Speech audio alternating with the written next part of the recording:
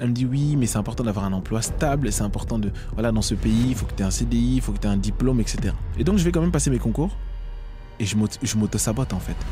Je passe qu'une certaine partie des écoles, une certaine partie des concours et d'autres finalement, je ne les passe pas. J'ai quand même eu 16 ennemis à HEC en philo.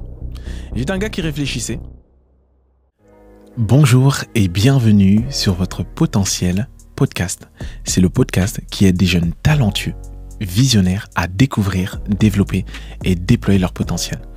Alors tout simplement, nous sommes toujours sur la série C'est possible by Deo Gracias.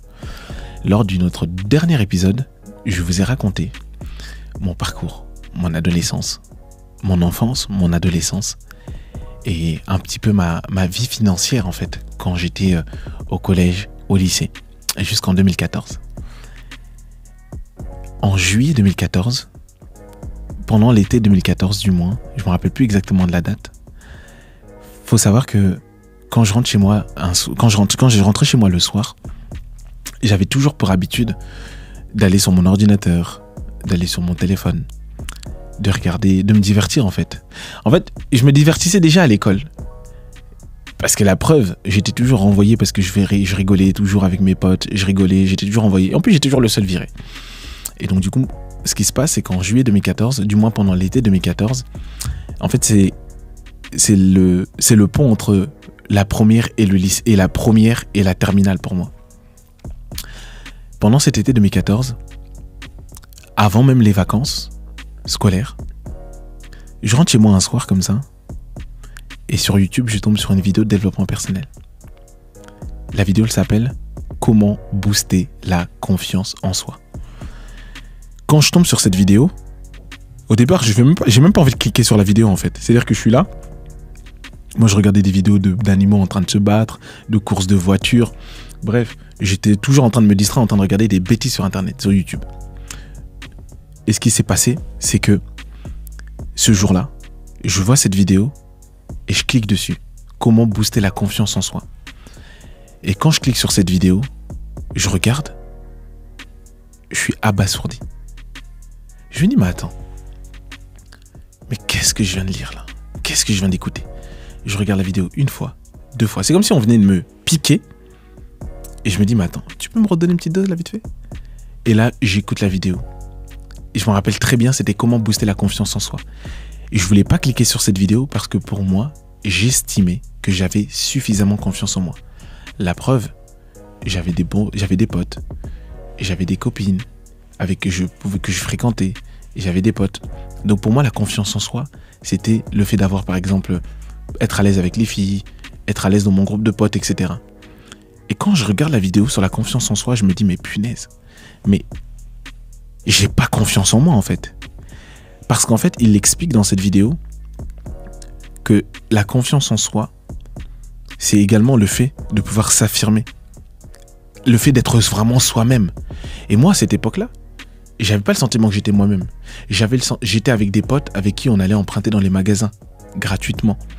J'étais là, j'étais avec des amis que je fréquentais tout simplement parce que certains j'avais peur d'eux. Je me disais si je me retire du groupe, ils vont me fumer. Et en fait, donc quand je découvre cette vidéo, je me dis mais j'ai pas confiance en moi en fait.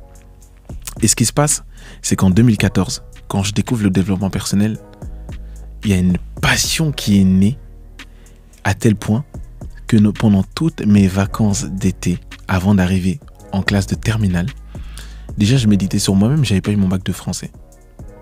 Deuxièmement, quand j'ai découvert ça, je suis devenu passionné. C'est-à-dire que quand je suis à la maison, j'écoute des vidéos matin, midi, soir. Ma seule hâte quand je suis à l'extérieur, c'est de rentrer à la maison, écouter des vidéos de développement personnel. Au départ, j'écoutais un coach. Et après, suggestion, j'en écoute un deuxième. Suggestion, j'en écoute un troisième. Et je commence à baigner là-dedans. Je commence à baigner dans cet univers. Et ce qui s'est passé, c'est que j'ai commencé à avoir des changements au niveau de mes pensées, au niveau de ma perception de moi-même. mais je pouvais pas mettre avant des mots sur l'image de soi, sur la confiance en soi, sur l'estime de soi. Tous ces mots-là, je ne les avais pas. Mais je savais en tout cas qu'il y avait un changement qui s'était opéré dans ma vie. Il y avait un changement qui avait eu lieu quand j'ai commencé à découvrir le développement personnel. Je vais te raconter même des petites anecdotes. Quand j'arrive en terminale, tellement que j'avais passé l'été à écouter des vidéos de développement personnel, à écouter des vidéos de dev perso, à me former, à écouter des vidéos sur la confiance en soi, sur l'estime de soi, sur le fait que c'est possible de changer de vie. C'était prémonitoire.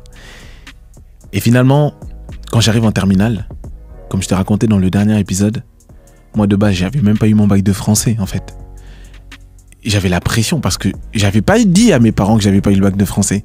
Mais si tu as le bac avec des points suffisamment importants, dans tous les cas, c'est pas grave, même si t'as pas eu ton bac de français, ça va rattraper. Le bac de français, ça te donnait des points. Moi, je partais déjà en retard. Je partais déjà avec des points en retard. J'écoute des vidéos sur YouTube. Je commence à lire des livres.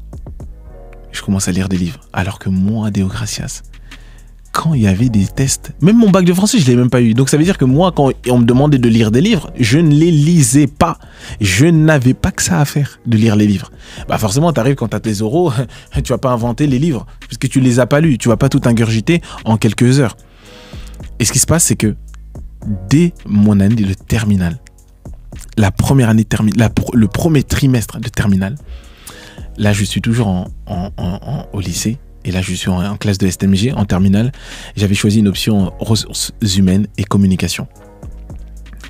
Et ce qui se passe, c'est que dès le premier trimestre, je commence à avoir des changements dans mes pensées. Je commence à avoir des changements dans ma perception. À tel point même, devine quoi? Je me retrouve à avoir des encouragements au premier trimestre. Mais c'était la folie. Encouragement. Donc les profs eux-mêmes, ils se disent, mais attends, c'est Deo Gracias. Moi, j'étais habitué aux avertissements en travail et comportement. Donc comment ça, tu me donnes des encouragements? Je me retrouve premier trimestre, 13 de moyenne. Les profs, ils disent, oula, il s'est passé quoi?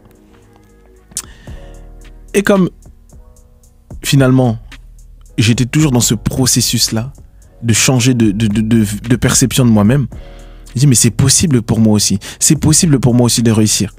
Et là, deuxième trimestre, félicitations. 15 de moyenne. Mais en fait, les caméras du lycée se sont mises sur moi, comme ça.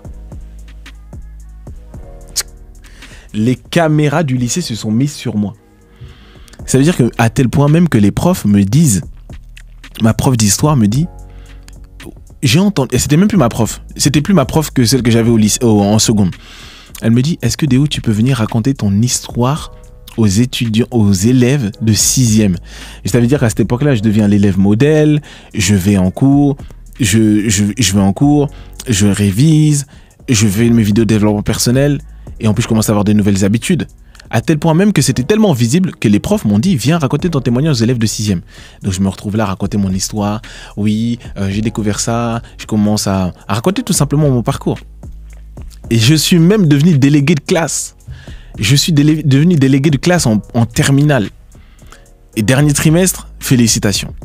Et tu sais, moi je crois que c'est pas facile d'être enseignant.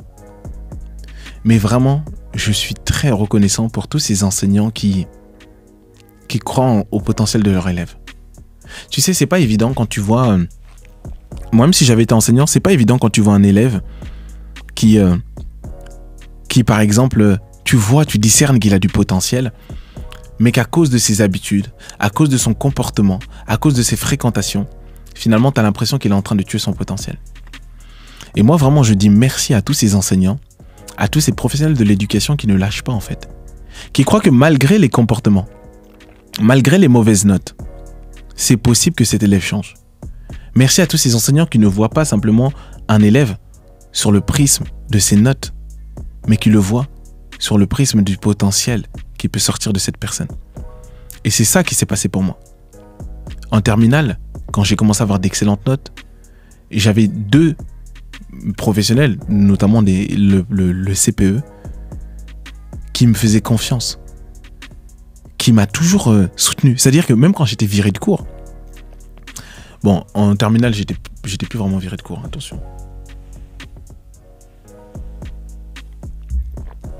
Même quand j'étais viré de cours, j'avais quand même mes profs, mon CPE, il me recevait dans son bureau, Monsieur Hirel. Il me recevait dans son bureau pendant quelques minutes pour la chose pour laquelle j'avais été viré. Après, il me disait non, mais tu sais, en gros, c'est comme si il me montrait que j'étais pas à mes notes que j'avais en première ou en seconde. J'étais pas à mes notes. J'étais juste une personne en qui il avait décerné un potentiel. Et d'ailleurs, mon prof de philo aussi, quand il m'a vu, il a vu ses notes. Il se dit, mais attends, comment lui, il a toujours d'excellentes notes. Et même quand on faisait des bacs blancs, je faisais des bacs blancs avec les autres classes, j'avais des 14, des 15 en philo. Et du coup, j'avais à tel point même qu'il y avait certains potes à moi qui me disaient, vas-y toi, c'est facile. Tes profs, ils notent facile. Tes profs, ils notent facile. Donc du coup, c'est pour ça que tu as des bonnes notes. Et donc quand on faisait les bacs blancs, tu te retrouves avec d'autres élèves. Bah finalement, t'étais évalué par les autres profs. Et j'avais toujours les mêmes notes. C'est comme si c'était une loi en fait. Et ce qui s'est passé, c'est qu'après pendant l'année terminale, comme j'avais d'excellents résultats, mon prof de philo et mon CPE m'ont dit non, toi tu peux pas aller en BTS. Je ne dis pas que le BTS est une mauvaise chose. D'ailleurs, je sais qu'il y a des formations de BTS, elles sont excellentes. Mais les profs, c'est comme s'ils me disaient, en fait, ne va pas en BTS simplement parce que tu te dis que c'est la voie logique après ton parcours d'aller en BTS. Ne va pas en BTS parce que simplement tu te dis que tu n'as pas le niveau de faire autre chose. Et donc du coup, les profs m'ont encouragé. Monsieur Hirel m'a encouragé. Mon prof de philo, j'ai oublié son nom. Mais franchement, il m'a beaucoup encouragé. Et donc du coup, il s'avère que dans mon lycée, il y avait une classe préparatoire. Classe préparatoire qu'on appelait les CPGE. Classe préparatoire pour les grandes écoles de commerce. Et donc du coup, mon prof me dit, il faut à tout prix que tu ailles en classe préparatoire. Tu as le potentiel d'aller en classe préparatoire. Et moi, j'y crois pas trop parce que j'ai toujours entendu les classes préparatoires, c'est très difficile, c'est très élitiste. Je n'ai pas dit que c'est pas le cas. Mais en tous les cas, les profs m'ont encouragé. Ils m'ont dit que toi, tu peux aller en classe préparatoire. Donc, je me retrouve finalement en 2015 à 2017 à faire une classe prépa. Et là, je suis je suis choqué en fait. Quand tu arrives en classe préparatoire, tu te dis, mais en fait, j'ai jamais étudié. Je suis passé de seconde générale où je faisais mes dingueries à première technologique où j'ai des 7 de moyenne, à terminale où j'ai mon bac avec mention. Et j'étais tellement triste parce que j'ai une mention assez bien, je voulais avoir une mention bien, à une classe préparatoire. Donc je peux t'assurer que le choc, il était impressionnant. C'est-à-dire que quand j'arrive en classe préparatoire, je me dis, mais moi, j'ai jamais étudié. Je n'ai jamais étudié. C'est-à-dire que quand tu te retrouves là, tu as des matières, tu as l'anglais. Tu te dis, mais attends, c'est quel anglais ça? C'est quel anglais? Tu te retrouves à avoir des cours d'économie. Tu te dis, mais attends, mais moi j'ai étudié quoi avant? Et ce que j'ai aimé en classe préparatoire, c'est qu'en fait, ça t'apprend à travailler. La classe préparatoire n'est pas un diplôme. La classe préparatoire est une classe de préparation pour les grandes écoles de commerce. Et franchement, je recommande cette formation quand même. Parce que ça t'apprend à travailler. Ça t'apprend à te discipliner, ça t'apprend à avoir un rythme de travail assez soutenu et à faire travailler ton cerveau. Des fois, on avait cours même le samedi matin. Et des fois, tu avais cours de 8h à 19h, mais 8 à 19, j'étais un salarié avant l'heure. Et pendant que je suis en classe préparatoire, je suis toujours dans mon mindset, dans mon mindset de développement personnel. Et ce qui se passe, c'est que pendant que je suis en classe préparatoire, en 2016, je vais à un événement où je rencontre des entrepreneurs. Tu sais, quand tu es dans l'univers du développement personnel, tu comprends à un moment donné qu'il y a souvent un pont entre le développement personnel et l'entrepreneuriat. Parce que quand tu te développes personnellement, tu as envie de donner ce que tu as reçu et de pouvoir développer ce que tu as en fait reçu, notamment en le transmettant aux autres, notamment par l'entrepreneuriat. En février 2016, alors que je suis en classe de préparatoire, toujours en classe préparatoire, je vais à un événement d'entrepreneurs à Reims. C'est le premier événement où je rencontre des entrepreneurs. Il faut savoir qu'à l'époque, pendant mes années d'études supérieures, j'avais la bourse. J'avais exactement 394 € de bourse. Mais à ma mère, je disais que j'avais que 200 €. Parce qu'en fait, les 200 € de bourse, 400 €, et j'avais 200 € que j'utilisais pour acheter des livres, pour me former, pour acheter des formations sur Internet à 45, 47 €, à lire des livres à 5 €, 10 €. Bref, pendant mes études supérieures, comme j'avais changé de mindset, j'utilisais plus forcément l'argent de la même manière.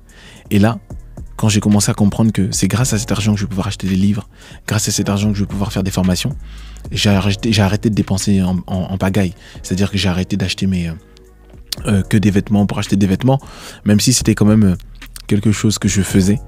Mais là, j'avais un nouveau mindset. Et en 2016, c'est la première fois de ma vie que je vais à un événement où je rencontre des entrepreneurs. Je rencontre des entrepreneurs qui ont la plupart la vingtaine. Et à cette époque-là, moi aussi, j'avais la vingtaine en fait. Je suis choqué. J'arrive à cet événement, je rencontre des entrepreneurs qui ont mon âge. Il y en a qui ont juste 2 ans de plus, qui gagnent 10, 15, 20, 30 000 € par mois. Et il y en a même qui montent sur leur téléphone. Ils montent sur leur téléphone en direct, qui gagnent 10 000 €, 15 000 €. Il y en a qui avaient des laveries. Et en fait, tu te retrouves dans un environnement où tu rencontres des entrepreneurs. Tu es le seul qui est en classe préparatoire. Ils avaient tous lancé des business. J'étais admiratif. C'est-à-dire que quand je les ai vus, j'ai dit, mais moi, c'est ça que je veux faire. C'est ça que je veux faire. Moi aussi, je veux gagner de l'argent. Et ce qui s'est passé, c'est que pendant que j'étais en classe préparatoire, en fait, en 2016, quand je reviens de ce week-end à Reims, où je rencontre des entrepreneurs, je reviens, je dis à mon pote Ryan, je veux plus aller en école de commerce. Je ne veux plus aller en école de commerce. Parce qu'en fait, les gens qui venaient nous témoigner, c'était d'anciens étudiants. Ils venaient nous dire qu'aujourd'hui, ils sont cadres dans telle entreprise, ils gagnent 2 000 € par mois, 3 000 € par mois. Sauf que, fais ton calcul. Tu choisis quoi? 2 000 € par mois ou 20 000 € par mois? Le calcul était vite fait dans ma tête. Ça veut dire que pour moi, je ne comprenais même plus pourquoi je devais finir mes études. Je ne comprenais même plus pourquoi il n'y avait pas plus d'entrepreneurs que ça. Donc en 2016, quand je reviens de cet événement, je dis à mon pote Ryan, il reste 1 an de prépa, moi c'est mort, je vais pas aller en école de commerce. Je vais quand même aller jusqu'au bout, je voulais même arrêter. Ma mère n'était pas de cet avis, je voulais arrêter, mais je suis quand même allé au bout de la classe préparatoire. Et là, pendant que je suis en cours, je me dis, mais attends, moi je veux devenir entrepreneur. Je veux devenir entrepreneur. Et j'en parle à mes profs. Et je dis, oui, voilà, moi je suis allé à un événement, j'ai rencontré des entrepreneurs, moi aussi je vais devenir entrepreneur.